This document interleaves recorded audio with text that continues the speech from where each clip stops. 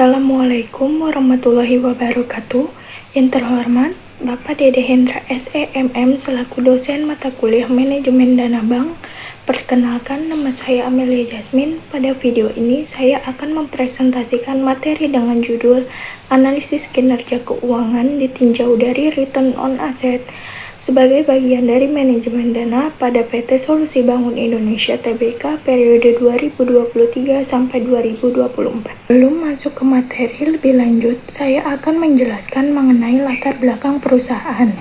PT Solusi Bangun Indonesia Tbk merupakan perusahaan manufaktur semen yang berperan penting dalam pembangunan infrastruktur nasional. Sebagai perusahaan padat modal, pengelolaan dana dan aset yang efisien sangat dibutuhkan agar perusahaan mampu menjalankan operasional dan menjaga kinerja keuangannya. Namun, beberapa tahun belakangan, industri semen menghadapi tantangan seperti persaingan ketat dan menurunnya daya beli. Kondisi ini dapat mempengaruhi laba dan pemanfaatan aset perusahaan.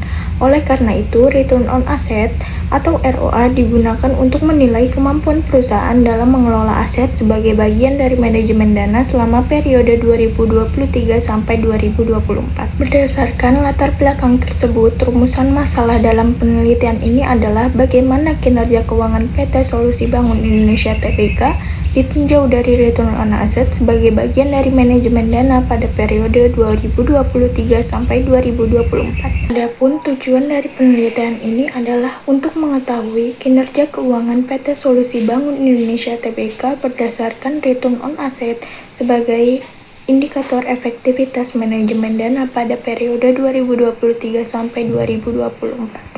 Selanjutnya, ada landasan teori. Return on Asset adalah rasio profitabilitas yang mengukur kemampuan perusahaan dalam menghasilkan laba dari seluruh aset yang dimiliki. Semakin tinggi ROA, semakin efektif perusahaan dalam memanfaatkan aset dan mengelola dananya.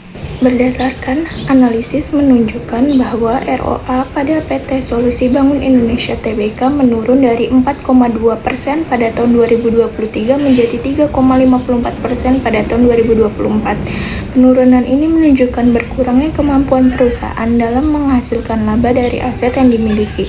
Penurunan ROA dipengaruhi oleh turunnya laba bersih dan belum optimalnya pemanfaatan aset. Kondisi ini menunjukkan bahwa manajemen dana perlu ditingkatkan, terutama dalam efisiensi operasional dan pengendalian biaya, agar kinerja keuangan membaik. Dari beberapa penjelasan yang saya paparkan, dapat ditarik kesimpulan bahwa kinerja keuangan PT Solusi Bangun Indonesia Tbk berdasarkan ROA pada periode 2023 sampai 2024 mengalami penurunan. Hal ini menunjukkan bahwa pemanfaatan aset belum optimal, sehingga perusahaan perlu meningkatkan efisiensi pengelolaan dana dan aset untuk meningkatkan profitabilitas di masa mendatang.